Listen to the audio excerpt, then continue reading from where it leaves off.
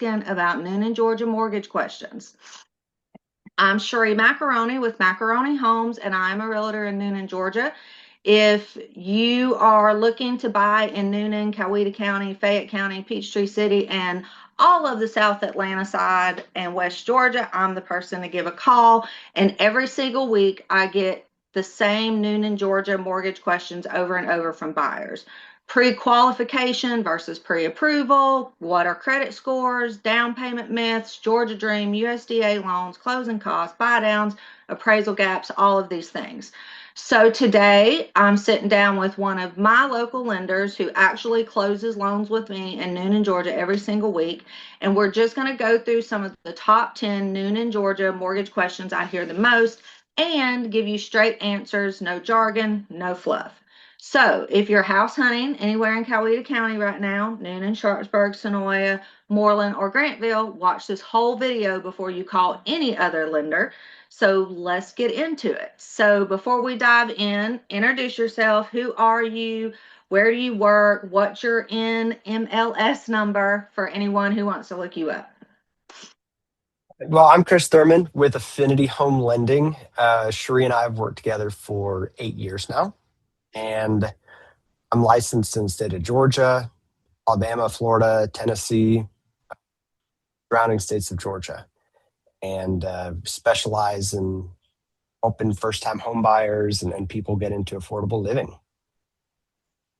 Yeah, I forgot that you can go into so many other states. I mean, we need to keep that in mind when we get referrals coming our way, because it's great to be able to send a client to someone that can work in multiple states. So, all right. So let's get to question one, which is always why I'm calling you, and it's pre-qualification versus pre-approval. I know the difference between this, but there's so many other people that really do not understand what the difference is in a pre-qual and a pre-approval. So can you explain what that is and why it's important to have which one? Yeah, absolutely. So I think there's a common misunderstanding in the terminology between pre-approval and pre-qual. Industry standard right now, if you're writing an offer, if you write an offer and you present a pre-qualification letter, they're not going to take your offer. A pre-qualification letter can be issued after a phone conversation where nothing is vetted. Where a pre-approval letter, we've pulled credit, we've gotten income documentation, we've looked at assets, and we've run our automated underwriting systems. Very, very rarely do we see it anymore, but sometimes you still see people try to go shopping with pre-qualifications. There's definitely a danger to it, because you could go out, find the house of your dreams, and then actually submit documentation and be denied for one reason or another. Yeah, that's the main difference. Yeah, I think that so many people, when they call me that first that they call me because they saw, oh, 123 Banana Street just went on the market. Sheree, that is my house. That is the house that I want to buy. And I'm like, okay, have you talked to a lender yet? And they immediately think, no, I don't need to talk to a lender. We just need to go look at the house. And I understand that. I understand the whole concept around, I see something I want, let me walk in and let's go look at it. And sometimes I explain to people, it's like, going to buy a really expensive item and going straight into the store. We have no idea how much money we even have, what we can afford, or what our mortgage payment's going to be. And I think it's always really important to always start talking to the lender first before we go, especially if we're shopping in Coweta County, because we've seen a really big increase in home values here, probably the last 2 years, and a mortgage payment difference of like $200 or $300 could be affected by credit scores and stuff like that, right? Yeah, certainly. I mean, credit has a very large bearing on qualification. We'll see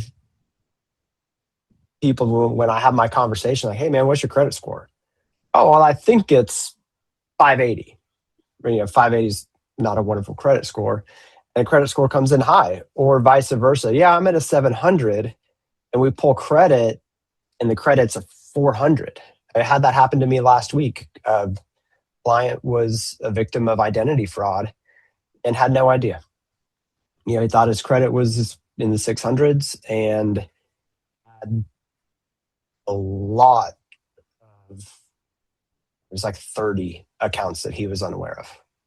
Wow. So, and granted, he probably should have been monitoring credit. I mean, that's extremely important. You have access to all kinds of tools like Credit Karma to be able to see what's on your credit. But, he wasn't paying attention to it, and it just ran away from it. And of course, you can't qualify for a mortgage with 30 collection accounts. Yeah. So that's one of the important things about getting pre-approved, because you also get a glimpse of your financial position as well. Yeah. Well, and I think that so many people are just afraid to talk to the lender because they think that, oh, well, if I talk to the lender is going to want me to just go and buy a house right now, or the real estate agent's just going to want me to go and buy a house right now. Yeah. And I think it's really important for people to talk to a lender. If you are looking on Zillow, you are thinking of buying a house. Yep. So if you're looking at Zillow or realtor.com, then I think it's important to talk to the realtor while you're scrolling, looking at these houses. Yep. So then we can say, like, okay, well, let's go talk to our lender. So we're scrolling, like the right prices. Of course. Yeah. I mean, you get people who just randomly scroll, but if you're even remotely thinking about buying a house, you need to talk to. The system's a little broken, right? You get a phone call, the first thing that a client does for the most part is they call a real estate agent. They say, hey, I want to go look at these houses. And the first question usually that a real estate agent asks is, have you spoken with a lender? And I think with Zillow and everything online, it makes it really easy to go house shop and have these desires to buy a house and do it backwards. But to your point, if you're scrolling on Zillow, you're thinking about buying a house, take 10 minutes, talk to a lender, give me a call. We don't charge anything up front. There's no application fee. And we'll take a look at it. And I think a very important aspect is that just because you're qualified at a certain price point doesn't mean that's where you should be shopping. We see it all the time, and you get predatory lending practices where lenders say, hey, you're pre-approved for $500,000. Shop at 500, shop at 500. And they don't even talk about what the mortgage payment is. Not only the mortgage payment, but the additional items that come with owning a home, electricity bill, internet, all of that stuff. It's very important to budget. And you can get a really good glimpse of that in a 30-minute conversation and by filling out a free loan application. Well, that's a good segue into question 3 then, was like debt to income ratios. Buyers hear that term, they don't know what it means. They walk into ideas, and we're talking about getting denied for lending. So break it down. What is a DTI? What is the max number in Newnan, Georgia a buyer could still qualify? Like, what is that max number debt to income ratio? Sure. It's a more convoluted question than you might think. You have what the guidelines state, but everything in the mortgage process is a combination of your financial picture. So debt to income ratio matters, but debt to income ratio plus credit score also matter. So different loan programs, and we'll talk a little bit about different loan programs, allow different debt to income ratios. So the maximum debt to income ratio that you can have is on a VA loan. And I've done VA loans up to 70% debt to income ratio. Wow. Very uncommon. Very uncommon. That came with 50% down payment and an 800 credit score and plenty in reserves, meaning money left over after closing costs. So there's all kinds of factors that play into it. So VA loans allow for higher debt to income ratio. The next tier is going to be FHA. And FHA, the max you can get per desktop underwriter, which is one of our underwriting systems, is 57.9%. Once again, that's very high. That means that 57% of your income pre-tax is going towards your mortgage payment. So think about that. That's most of your income is going to make your mortgage payment. So generally speaking, where we're seeing most approvals is 50% and below. And once again, you have to think about that. 50% of my pre-tax dollars are going to my mortgage payment. And that's where it comes back to the question. Let's talk about budget. Right. Well, and so, budget, debt to income, all of those things matter. And I mean, my dad called me on this same question a couple of weeks ago when he wanted to find information out about it on like a construction loan to build a house on. And his first question to me is, don't you got to have 20% down to buy a house? And, yes, I think they haven't bought a house in 40 years, right? They've lived in that house that they've had for 40 years. He doesn't realize there's other options. So what about that 20% down payment myth? Yeah, I mean, that is a common misunderstanding that we continue to try to push. You don't need 20%. Where that myth comes from is conventional loans. If you put down 20%, you don't have something called mortgage insurance. That's where it comes from. You can get into a house for $0. I'm working on a deal right now where we're structuring it. There's a young family and their cash to close out of pocket is $250. Wow. Was that like USDA?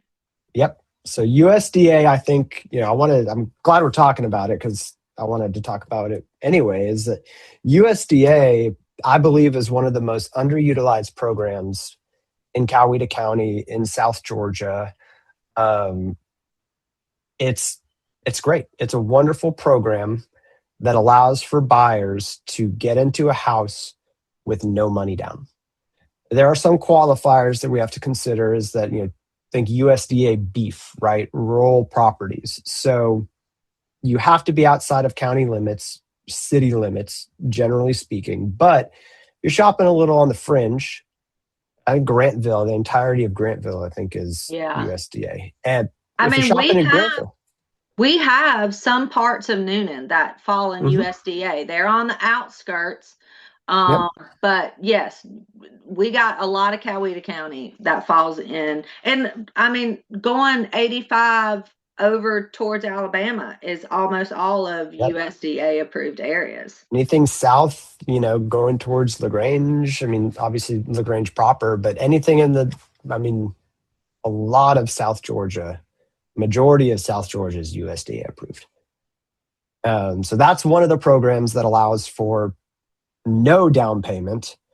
Then we have down payment assistance. There's a lot of programs out there available for first-time home buyers or for people who aren't first-time home buyers. There's a lot of investors who have programs that are available to provide you with money to assist in a down payment. Like I said, there's a lot of them. I'm not going to get into all of the nuances behind that, but if you need money, there's a lot of programs out there ranging from low credit scores to first-time home buyers to if you've got decent income. These lenders and the government are really incentivizing people to try to help people buy. Well, and I think that, we were in COVID, and those those loans were, I think, so hard to close then. And in 2026, in Coweta County, Newnan, Georgia, Grantville, Georgia, like all of these towns, there is so much inventory. Yep. We have time to shop. We have opportunities to get people into homes with very little down. And then, like, going into my next question, so many people they're trying to save money for this down payment. They don't always know because they want to just go look at the house first before they talk to the lender, and we're trying to give them all the questions they need to answer so they can call us first. But they're saving for their down payment, and then they are like, oh, well, I hear about all these closing costs. So what does people, I mean, I know what I tell my people before we sometimes talk to you, what I Yep. tell them to expect in closing costs and what I can do as a realtor when it comes to closing costs. But explain closing cost and what that is and how much it usually is per a purchase price of a property. Yeah, of course. So I think it's a good segue. One thing that I'd like to mention is that there is a lot of inventory, and this kind of goes hand in hand, but most purchases that we're doing right now, we are seeing seller concessions. And what that means is the seller is allowed to give money to the buyer to assist with closing costs. So that's part of the vessel of us getting someone into a house for $250 is we need seller to help with that. So what are closing costs? Closing costs are costs associated with closing home purchase. So there's a lot of people that are involved. One of the companies, the individuals that are part of a closing are going to be title companies. So state of Georgia requires we close with an attorney. That attorney is going through and doing a bunch of things in the background that buyers don't see, title searches and all that stuff. And all of that accrues fees. You've got appraisals, you've got to pay taxes and good stuff. So we give a breakdown when we're going through our pre-approval. I generate a loan estimate, and you could see line item by line item what these fees are. Roughly, you're looking at 2.5% to 3% of the purchase price. That's generally where you're going to land on closing costs in the state of Georgia. I think that talking about the inventory being so high is important because as the realtor, my question always is, because it's so important for the realtor and the lender to work together, because you're giving me what I need to negotiate. And if I know that my client, they are, 3.5% down payment, I'm roughly looking at 2.5% to 3% closing costs for them. And you tell me, yeah, this is the amount of money we can get. Then I know at that point, like, how can I negotiate for my client to be able to get them what they need? And because sometimes they have the down payment, or they could do the closing costs and they could do a USDA loan, but they are just skirting the line, right? And I think that understanding on my side exactly what it is, like, this is why it's so important for that first step to be really talking to the lender. It's like so many people call me first, and I know that they think that they don't need to call the lender first, but they really need to call the lender first. But, they call me first and then I send them to the lender. We need those questions because what is in their banking account? I don't know. I'm not the lender. I'm not the money person. I'm the negotiator. I'm the one that's, just helping them negotiate the contract to close. And those closing cost questions and down payment questions are so necessary to have, because, like, going all the way back to their debt to income ratio, like what's money sitting in their bank, what money's going out of their bank over the next 30 to 60 to 90 days that it's going to take us to go from contract to the closing table. Are they going to have that money in there? Yep. I mean, I think that's an important conversation to have, as well as you kind of alluding to it a little bit, but working with a team who communicates well. Yeah. I think so many people on my side of the table are just order takers, meaning they work in a big office and they're in a cubicle and they're literally there to take a loan application, maybe look at the documentation and send out a pre-approval. There's no care, there's no relationship, there's no teamwork in assisting our clients to making informed decisions, because I think ultimately that's what this is you're making an informed decision. How much can I afford? What is my cash to close? What are the expectations? Once we go under contract, what are the next 30 days look like? What are the costs? What are the pitfalls? I think it's so important to work with a well-established team to make a buyer's process less stressful. It's always stressful. It's the biggest purchase you'll ever make, but coming alongside a team who's going to walk through that with you, I think is huge. Yeah. What's the weirdest fee that you think that a buyer is like, well, what is this? Like, what's the weirdest fee that you've ever? The weirdest fee. We're not going to see a lot in Coweta County, but a condo questionnaire fee is maybe the most absurd fee that exists. They have to pay a fee to answer a question from the condo association? Yep. So condos, and this is a conversation for another time, but condos are weird.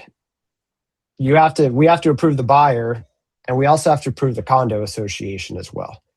Usually done through a condo questionnaire, which is a list of questions that every condo association should have on tap. They should have a condo questionnaire filled out that when it's requested, they can just put it in their scanner and send it, or email a PDF. But you'll see condo associations charge $350, $400, $500 for something that most of the time I believe that they've got on tap. Wow. Yeah, we don't have any condos that I've ever. I mean, we got townhomes here, which are different. You don't have that, right? Yeah. On normal, I don't know. On normal, I mean, a single family residence purchase, there's not, at least on our side. I mean, we're very client focused, so we're not charging application fees or anything crazy like that. I've seen some, we call them junk fees, junk fees that lenders use to kind of cover their overhead. Yeah. But we try to, the goal is, when we initially talk, is that we're going to over disclose, so that when you come to the closing table a couple of days before and we tell you to wire your money, it's actually less than what you anticipated. Yeah. You never want that sticker shock. Hey, I told you it was $5,000 to close, but actually it's $6,000. Doesn't matter. Yeah, it doesn't matter to some people. It matters to most. That's right. Yeah. There's so many people, $1,000 it can make or break a deal. Oh yeah. Yep. So let's go into, so we got interest rates. That is the top of the, everyone's question all the time is about interest rates. So we see a lot of listings and a lot of people that are talking about 2-1 buy downs. Mm-hmm. And I know that it can be hard to understand, and they don't even understand. They have no idea this exists. So 2-1 buy down. Explain it. All right, first, we're going to talk about a 1-0 buy down. Okay. which is similar to a 2-1 buy down. But the reason why I want to bring that up is for the next, or until June 30th, so next, I don't know, 45 days, we are offering a free 1-0 buy down on every purchase. Oh, wow. Yep. So what that means is it's a short-term buy down. It effectively, the So first year, we'll just, 1-on-1, is it, we're 1 year? yeah, 1-0, Okay. right? So the first year, your interest rate is going to be 1% less than what your 30-year fixed rate is. So today's rates, we're, roughly at a 6.375, give or take. I mean, the market's ticked up this week, but your first year, your interest rate is going to be a 5.375. On a $400,000 loan, that's roughly $250 a month. So that first year, you're saving anywhere from $3,000 to $4,000. That's on us. We're not charging you for it. Take that to a 2-1 buy down. The same concept, just add an additional year. Your first year, your interest rate is going to be 4.375. First year, you're saving roughly $400 a month. Year number 2, you go to a 1% less. Year number 3, you go to your 30-year fixed. And why this is an attractive option, especially the 1-0 buy down, we do anticipate that rates are going to come down. The hope is that next year, you will never make that full payment because rates should come down. We should be able to refinance you at that time. God willing, market dependent. Well, we have no crystal balls. None of us have a crystal ball, which we would love to have, right? Yeah. But I mean, I do think that for the people that are on the fence about the interest rate, these are options. Is there criteria for them? Now the 1-0, no. There was the 1-0, no. The criteria is that the buyer is not allowed to pay for it. So we, So as the listing agent or as the buyer's agent, we are trying to negotiate with the seller. Yes. So that would be, it's you would utilize your closing costs to cover the buy down. Gotcha. And in certain situations, we can get both, right? I mean, an FHA loan allows for 6% seller concessions. So if you think about that, you've got 3% that are going to closing costs. You've got an extra 3% that needs to be used. You could do that with a permanent rate buy down, meaning you're spending that money to get your rate down permanently. It doesn't adjust, and that's more expensive. So you're not going to be able to buy a whole point, or you utilize it in a temporary rate buy down, a 2-1 buy down or a 1-0 buy down. It helps alleviate your payment for a short period of time. Well, I think that, for an FHA buyer, that's a really great opportunity. Being able for us to negotiate 6%, then they get their closing costs and they're going to get some buy down. There's it's just like so many misconceptions out there in the market or on the news. We have a lot of news talking about being back in 2008, right? Well, there are some cities that's a thing. Coweta County, we're not seeing that. We're not seeing sellers. I mean, we just got so many people that have a lot of equity in their homes, especially because of the appreciation here. So the sellers have room to budge, especially because their houses have been sitting on the market, a long time in what is today's climate, like pre-pandemic.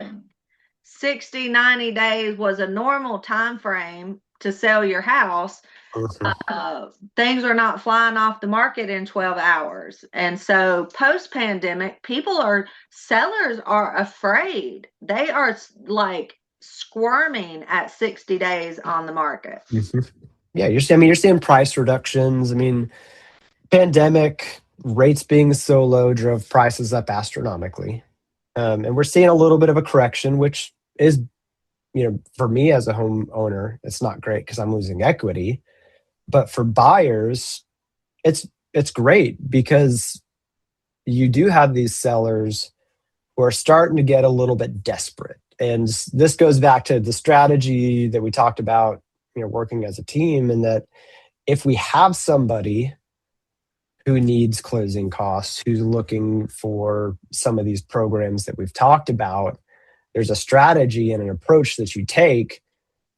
And that if that house just got listed yesterday, there's a really good chance that if you go in with even a full price offer asking for 6%, that they're probably going to tell you no, because they feel like they've got room to, they're like, well, I'm hopeful that I'm going to sell this. Where these houses that have been on the market 15 days, 20 days, 90 days, yeah, they've got a huge incentive to give our buyers money. And it's about being strategic in the approach that we take. And that's you as the negotiator, for sure. But also us developing a game plan from day one. Yeah.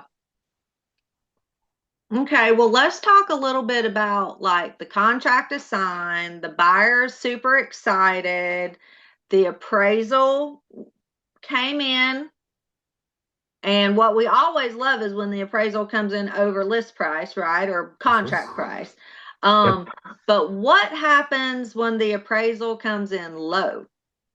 What happens? What are the buyer's options? Do the buyers have options? What are their options?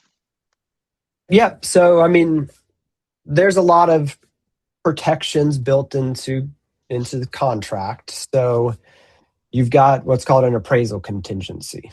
As long as we are mindful and within that contingency, if the appraisal comes in low, buyer has the ability to walk away from the contract. You know what? Hey, it didn't appraise. I'm not paying extra for this house. And what's protected would be your earnest money, or good faith money. That's money that you put forward upon contract to say, hey, we're interested in this. So number one, you can walk away if you walk away with your earnest money if we're within your appraisal contingency. There's a couple of other options that we see, and this is something that's becoming maybe a little more common as we're seeing some price reductions, is it'll appraise a little low. I mean, I haven't seen anything wild in the past couple of months, $40,000, $50,000. So I haven't had that happen. But if it comes in $3,000 low, we have options.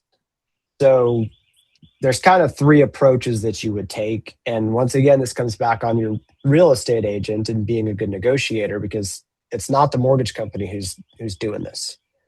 Say, hey, we've got this appraisal. We can only lend to this amount. So if you're doing 100% financing, you have to come up with something. So the first option is that you go to the seller. You say, hey, bud, you listed your house for 200. It came back in at 195. We want you to sell the house for 195. And there's a chance that they take it and say, hey, you know what? Fine, whatever. We really need to sell. Option, once you submit that, they can come back with a counter offer and say, hey, you know what? We'll reduce by $2,500.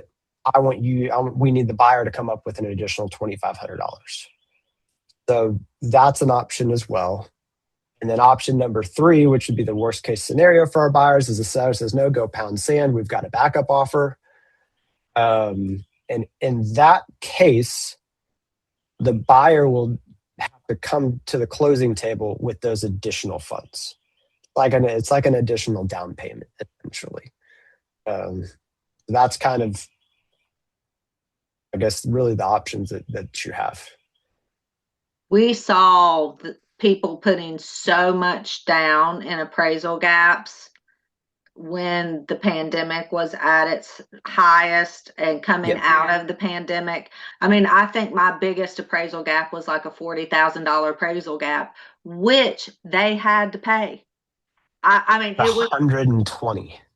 oh my gosh, that is, And I he still paid it. remember the house He on paid it. for the And interest then rate. the next day his house got hit by a tornado. Wow. Was it a house here in Coweta County? Yeah, right downtown. Right Oh, downtown Newnan.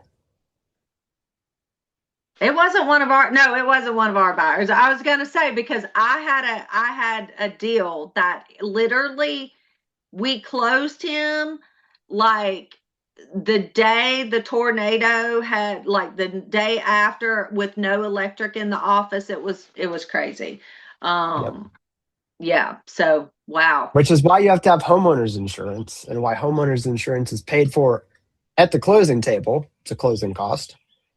Just in case you buy that house on a Friday and a tornado hits it that night. Ooh. I never knew that that was why y'all make them pay homeowners insurance for a year up front. Yep. I mean, it makes sense, but the scenario, until you have like an example. So Yeah. talking about horror stories, like, so give me a real story where the final week of our closing. Now, I've had some stuff happen. I mean, last week I was supposed to have a closing. They were my listing, and they did some stuff with HUD and took out money.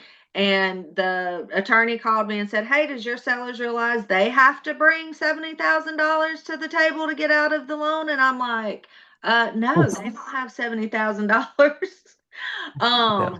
So of course that one didn't close. But tell me some, like, what have you seen buyers do that just kill the deal?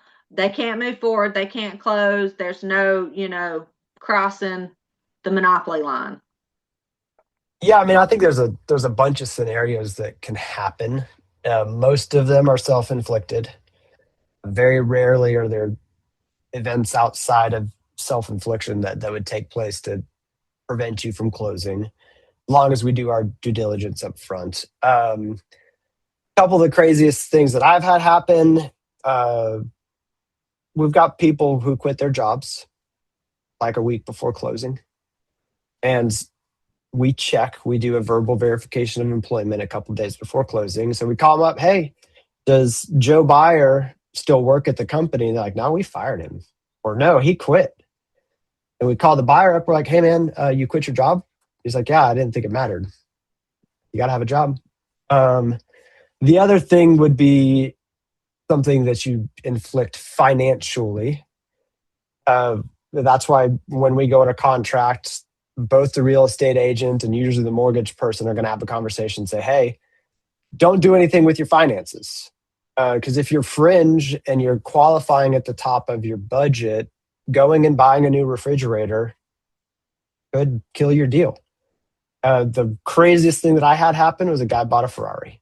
Like, legitimately goes to the dealership, the one that he wanted came up, buys a Ferrari. We do a soft credit check before closing to make sure that, you know, you don't finance a $300,000 car.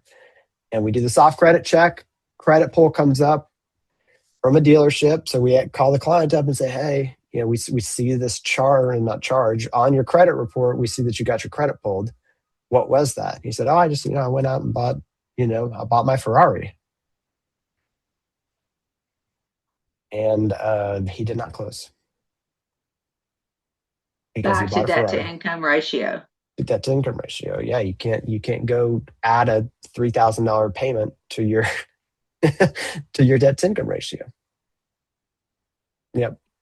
I mean, I tell my people, I'm like, okay, so for the next 30 to 45 days, we need to eat peanut butter and jelly sandwich Don't Ramen noodles. Yep. ramen noodles. Don't go buy appliances. Don't go buy cars. Nothing until we get like keys in hand. We're sitting at the closing table and we all are standing up to walk out of the door. Like that Yep. is when you are finally After, released. after you close, you can drive straight to the dealership for all I care. Of Yeah, go course, buy whatever you want. to a degree, right? I need you to make your first mortgage payment. That's a big deal too. Yeah, well, First payment default's no joke. yeah. But yeah, good times. Yeah. Well, I mean, there's a good way to go shopping for a new home, and there's a bad way to go shopping for a new home. And I think that, we've talked about pre-approval and down payments and all of these final mistakes that you can make and how much money you need to save. But I think like the biggest thing to say is the way you start the process shouldn't be the day you want to walk into a house and look at it. I think the way to start the process sometimes is a 6 month in advance talk. Especially if you're a first time home buyer or you have not bought a home in 30 or 40 years and you Yep. have absolutely no idea the process of the way it does. Even though I will say the older generation buyer, for me, my sellers, my buyers that are my dad's age, they have a lot of misconceptions, but now they do go to the bank first. Yep. They go I to mean, I think older generations are less likely to hop on Chat GPT and ask questions. I mean, I think the younger generation, depending on the person, obviously, tends to know a little bit more, enough to be dangerous sometimes to themselves. Um, but yeah, I mean, I 100% agree. First time home buyer, doesn't hurt to have a conversation. Hey, this is what to expect. If you don't have any savings, hey, work on savings. We talk about credit. I'm not a credit repair agency, but we can give basic guidelines and understanding on things to do to get your credit from a 640 to move it upwards. I mean, all of these things matter, and I think the thing that sets buyers apart, and this is important for us, is that when somebody is willing to talk to a lender, I think that shows that they're serious. If they don't want to talk to a lender, they're probably not serious at the time, or they're just scared. And there's no reason, I mean, there's no reason to be scared unless you have a suspicion that there's something up. But if there is something up, I'd rather know about it and have a game plan to circumvent it and overcome it than just to sit in fear and say, I can't buy a house. And I think once again, that goes back to the very first, maybe one of the very first things we talked about is take 5 minutes, talk to somebody, and get an understanding of where you're at in your home buying journey. Absolutely. So, all right. Well, I think we covered everything I wanted to talk about today. So, I'm Sheree Macaroni. I'm a realtor in the Newnan, Georgia area. And if you're looking for a home loan, call my buddy Chris Thurman. All of our information is going to be down into the description. So, you can give us a call, shoot us an email. You'll also see my contact page where you can click and get an appointment with me.